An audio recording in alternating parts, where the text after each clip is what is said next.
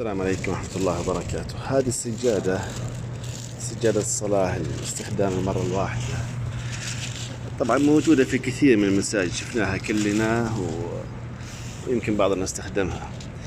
فيها ميزة هالمرة، احنا عندنا جماعة المسجد ما شاء الله حريصين يجيبوها بشكل دائم، لكن لفت انتباهي هالمرة هذه قائمين عليها، طوروها وحطوا فيها باركود للقرآن الكريم.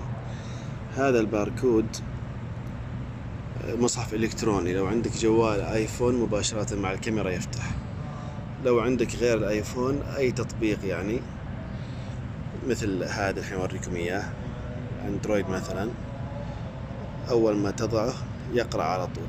تحط فتح الموقع، شوفوا فيه المصحف 18 لغة، ترجمة المصحف الكريم إلى 18 لغة. يعني الآن ما في مصاحف في المساجد، تعرفون المساجد كلها الآن شالت المصاحف عشان كورونا، فالعمالة أحيانا ودهم يقرؤون قرآن، ودهم كذا، ولا عندهم يعني تطبيقات. فهذه صراحة فكرة جميلة أعجبتني، من أفكار خارج الصندوق، بحيث اللي يصلي عليها يقدر مباشرة من الجوال يفتح المصحف الإلكتروني.